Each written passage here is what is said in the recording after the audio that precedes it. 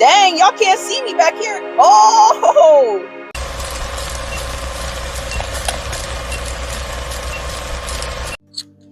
So the ultimate question, after we acknowledge our emotions, what do we do next, Ray?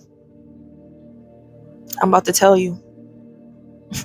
So the truth is, here's how people lose their power to their emotions. They lose their power to their emotions because they can't identify them. And that's what we're going to talk about today in this video. How to identify your emotions after acknowledging that they're there. So the first step of the AIRAI method was to acknowledge your emotions. You acknowledge that they're there without trying to do anything about them. Because it's not that you don't know what's wrong with you, it's that you don't have a name towards what the emotion really is. I saw something on social media the other day, and it was talking about how when you're practicing for an interview, think of the question 3 times that they're asking you. Because your first response is going to be your polished answer. Your second response is going to be your true answer. It's going to be the truth, but it's still going to be polished. The third answer is going to be the raw answer.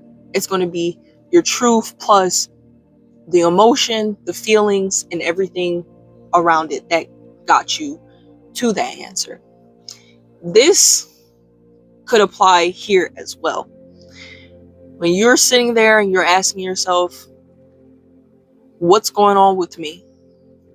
And you're trying to identify your emotions, ultimately, to come to a conclusion, you need to ask yourself the question 3 times. What am I feeling? Ask yourself, what am I feeling? 3 times. Ask yourself, what made me feel the way that I'm feeling right now? 3 times. What would this be? If I had to give it a name, what would this emotion be called? 3 times. Peace and blessings, Numani Nation. All praises to the Most High. Assalamu alaikum to all my brothers and sisters. If you don't know who I am, my name is Renasia. I am the CEO of Numani Nation. Today we're talking about identifying emotions. Most people think that they are bad at regulating their emotions, right? So after acknowledging their emotions, they realize, I'm not who I am. I don't feel like myself right now. I don't know what's going on. Then the question is, well, how do I figure out what's going on? How do I do something about what's going on, right? And they completely jump over the step where identifying their emotions is most important, because your emotions is not who you are. And the reason why you feel like you need to regulate your emotions is because you feel like you need to regulate yourself. And that's not true. Your emotions are not who you are. Your emotions are not your destiny. Your emotions are not the end all be all. They're messages. Emotions are information telling you that something needs to change, right? Like, just like we talked about in the other video, the 4 emotions that people try to avoid that actually can help you get somewhere. All negative emotions that people try to run from, or they try to find a quick fix, like slapping a band-aid over a leaky faucet. The band-aid only going to do so much, if anything at all, right? That's exactly what it's like to run for your emotions and try to find quick solutions to solving the problem without actually identifying what the problem is. Emotions that might look like fear could also be anxiety. It could also be trauma response. Some emotions that look like disappointment could also be shame, could also be guilt. There's levels to this. When you understand that emotions are information, then you understand why identifying them is so important, because when you identify the emotion and you see it for what it really is, you understand, you take away its power. And so that is the whole point of the reason why we are identifying our emotions, is to take away the power that the emotion has over us. When our emotions make us feel like shit, we must sit with them, accept that we are not feeling like ourselves, and then identify them, to name them. And when you put a name on them, they become powerless. Soon as you say out loud, I'm disappointed because I failed that exam because I know I didn't study hard enough. This is a real reality for me, for example, right? I'm giving y'all a real life example. I took my exam, and when I opened my score, I wanted so bad to be mad at myself. I wanted so bad to be mad at other people around me. The people who, when I was studying, I knew I shouldn't have been hanging out, but I should have been studying, but I was hanging out anyways, or I did this, I did. You want to place the blame everywhere else. And that's why you sit and you acknowledge your emotions. When I found out that my score was bad, I closed my tablet. I sat there for about 15, 20 minutes in silence. Any emotion that I had, I just brought myself back to the present. I breathed through it. I cried it out.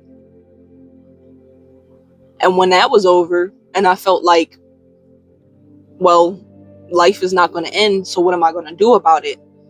That's when I identified what the issue was. The issue was nobody else's problem. The issue was nobody else's fault. And what I basically ended up it came down to is me identifying the fact that I felt like shit after opening my score because I was ashamed that this would now be my third time taking it and not doing my best. As good as I know I could do, and also as good as I plan to do. I felt ashamed because when I knew all the times in my mind when I could have been studying harder, but instead I was relaxing, or I was hanging out, or I was doing anything else but studying. So it wasn't just disappointment because I failed the exam. It wasn't just sadness because I failed the exam. It was shame that was behind that emotion. And that was very hard for me to come to terms with. And so I identified the emotion this time out loud to you guys in one of my previous videos, and I'm doing it now because it takes away the power. Yeah, I'm disappointed because I did not get the score. Yeah, I'm ashamed because I knew that I could have did better.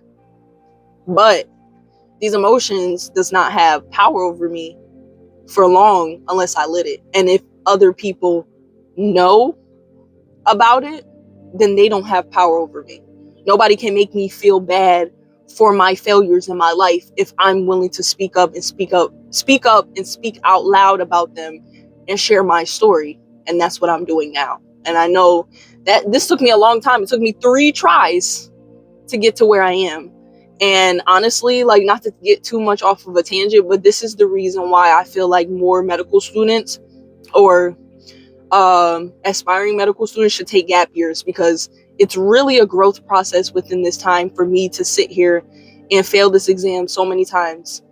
But the lessons that I've learned every single time has mean so much more that I'll get to talk about in medical school interviews that will really shape me to being a pretty stand-up doctor when it's my time.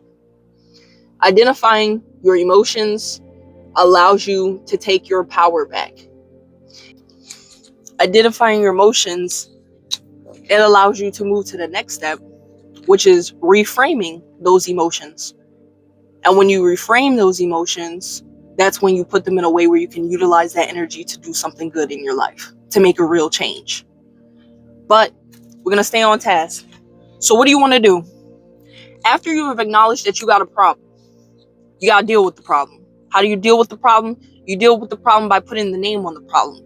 I'm mad, I'm sad, I'm angry, I'm jealous, I'm pissed, I'm depressed, I'm anxious, I'm scared because... And you ask yourself that 3 times. 3 times. Why am I upset? Why am I upset? Why am I upset? Every time that you sit and you ask yourself, you're going to have a better answer, a deeper answer that's going to get you to the root of what your problem is.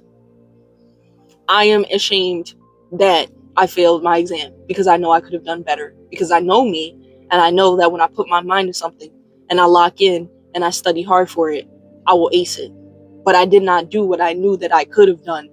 So what am I going to do? I'm going to reframe myself by being a person who's no nonsense, who locks in seriously for 3 to 6 months, even if that means sacrificing time with loved ones, it's only going to be 3 to 6 months. I have a whole lifetime. Alhamdulillah. You feel me? So, when you identify your emotions, you make sure you tell yourself and remind yourself that these emotions have no power over you. You are not powerless to your emotions. You are not powerless to your situations. Life is not happening to you, it's happening at you. And you are a reflection of what's happening. Don't just put a band-aid on something and try to jump to the reframe stage and try to pretend like everything's going to be fine when you don't even really know what the root of the problem is. That's why we identify our emotions. It's going from trying to find solutions to trying to identify solutions. It goes from trying to pretend to be better to actually being better because you took the steps to get there. And yes, this process might take longer, it might take days, but what real problem with real change can you solve in less than 24 hours? Has they found the cure for cancer in less than 24 hours? Have they found the cure for AIDS and HIV in less than 24 hours? You think that they created every drug that treats every infection and any type of disorder and disease that we have in a pharmacy? You think that they figured that out in less than 24 hours? No. So why are you trying to rush you? Why are you trying to rush your healing process? Why are you trying to rush your change process, your evolution process? How long does it take a butterfly to sit in a cocoon? And if you don't know that, you should look it up. Stuff like this don't take 24 hours. It don't take 24 hours to be the best version of yourself. It don't take only 2 days for you to really have a change in mind and create a better plan to be a better person. So you got to give yourself time. Identifying your emotions allows you the time to find out what's wrong and to make a plan about how to be better. And it's also about being real with yourself. We try to run so hard from the things that bother us. We try not to put a name on them because we want them. In the back of our mind, we want them to have powers over, because we know what that feels like. And when you experience the same feelings, even when they're negative, it makes you feel comfortable. You feel comfortable feeling negative. You feel comfortable feeling those emotions. That's why you don't want to put a name on it. So identifying those emotions makes you step out of your comfort zone. It makes you do something about it. It makes you be honest with yourself. It's just like confrontational people versus non-confrontational people. People who are non-confrontational, they don't want to do anything about it. They don't really want to change the situation. If anything, they might think by doing something about it might make the situation worse. That's just their mind giving them a reason on why not to address the situation. While confrontational people know that if they approach the situation head on and they address the situation head on, they will find the solution faster to the problem, because they would have addressed it. They would have clarified anything that was misidentified and misclarified, which is why you ask yourself these questions 3 times, because that provides clarity. And then they move on. They find a solution and they move on. And they take accountability, and they also hold other people accountable. So identifying the emotions is like having a conversation with yourself. It's like confronting yourself so that you can hold yourself accountable to being an actual better person, and not just slapping a band-aid on the wound and pretending like that's going to hold that, like that's going to do something about it, like that's going to heal the open flesh underneath. It's not, and definitely not under 24 hours. So that's what I got for y'all. If you're vulnerable, you should comment something in the comments that you recently felt that made you really have to identify and change. Y'all subscribe, share this video with somebody who you feel like needs to hear it, because I'm pretty sure a lot of us need to hear it. I mean, I have to remind myself, I'm the creator of this method. I read books that talk about stuff similar to this. They don't frame it the same way, but it's essentially the same thing. And even I have to remind myself. Even I have to journal about these things. So, you guys have a great day. I am currently in my car, in case you guys were wondering, because I always tell you guys where I'm at. I just was working a shift from 9:30 to 5, and now there's another store that needs me from 6 to 8. It's currently 6:08, and I'm sitting outside of the CVS right now. So I am here I've been hanging out for the past 45 minutes waiting for my shift to start, and I decided, I should record another video for you guys right now. So that's what I did. So I hope you guys enjoyed this for views from the back seat. This is a different angle this time. I'm trying to be better at this YouTube stuff, so y'all bear with me. Y'all have a great day. Assalamu alaikum. And peace.